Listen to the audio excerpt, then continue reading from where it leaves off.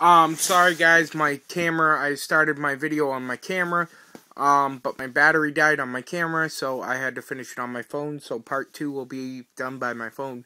So we see, Piper's Pit. During Piper's Pit, Rowdy Piper and The Miz go back and forth, along with Alex Riley, and basically at the end of, pretty much near the end of the segment, Alex Riley says, after a bunch of talking, that, Rowdy Piper could beat you here tonight, and basically The Miz says, well, if you think that, I'll put up $1,000 of my own money, and basically Austin comes on and says, hell, if you're going to put up $1,000, why don't you put up $5,000?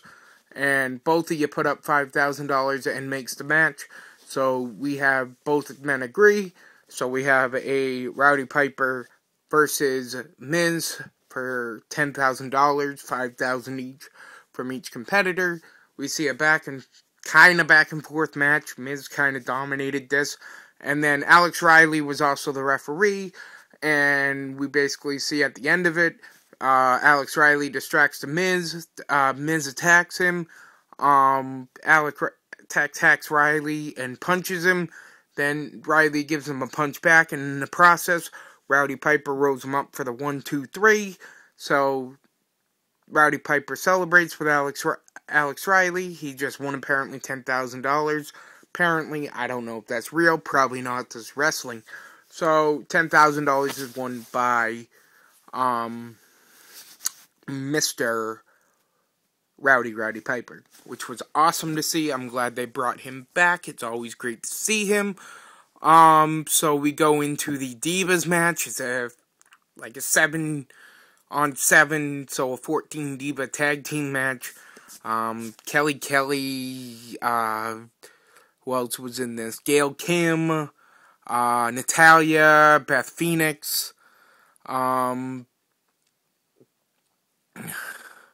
it doesn't matter. This match didn't last long. It was your typical, Divas tag. Actually, I was watching the hockey game, so I don't even know what happened.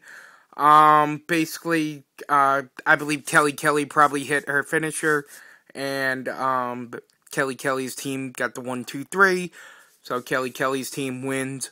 Then we go into a backstage segment with Austin and, the winner of Tough Enough, Andy. He hands him a beer, and he basically says, welcome back, welcome to the WWE again.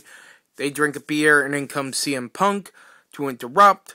So we see a stare down between Stone Cold Steve Austin and CM Punk. CM Punk says, they talk a little bit, and then CM Punk says, what? The Austin thing from, early 2001 gimmick that he had. And Austin says, you want a beer? And he goes, no, I don't drink. And blah, blah, blah. You want a shot of whiskey? And he says, no. And then Austin says, do you want anything? And he says, blah, blah, blah. So we see a stare down, basically. And then, so, CM Punk, this one's for you. You might not drink, but I like to. And that one's for Austin as well.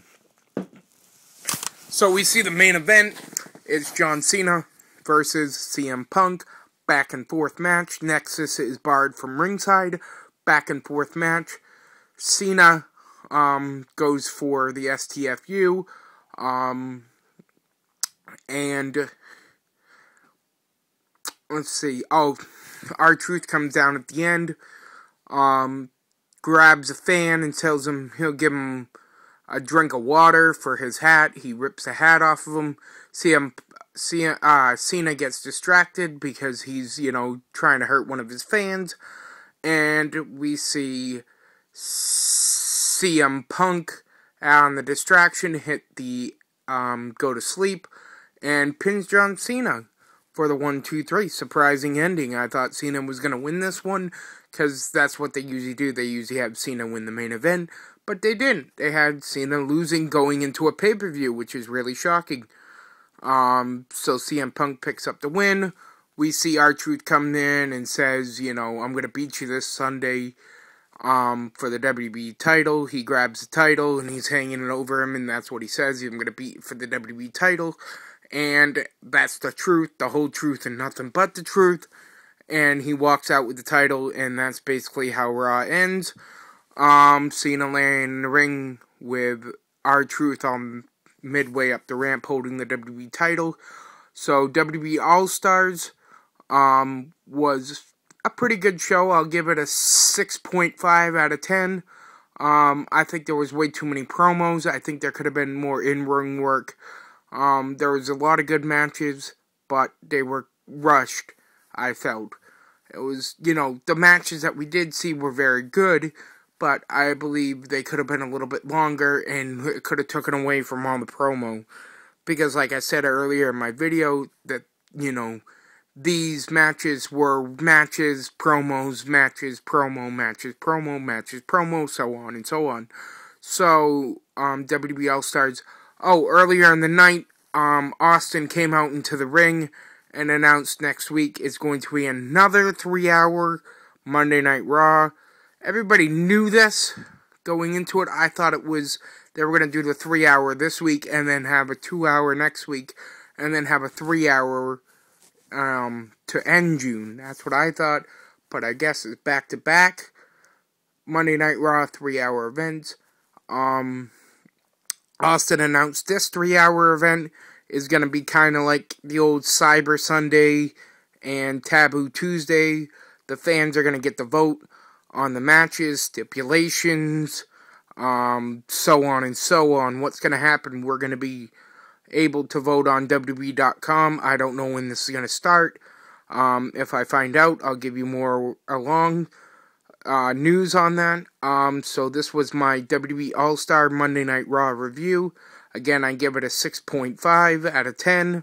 I just think, like I said, you already heard my thoughts on it.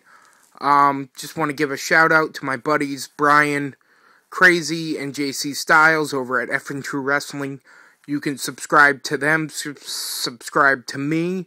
Also, Chronix and Crystal over at mostextremewrestling.com, mostextremewrestling.com. Here on YouTube, it's a wife and husband team, which is great to see. A couple, both into wrestling, usually, like my, mom and dad.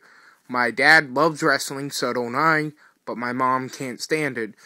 So it's great to see a husband and wife team. They're Most Extreme Wrestling. I am Triple H Guy 2004, and this has been WWE All-Stars Monday Night Raw Review. Peace!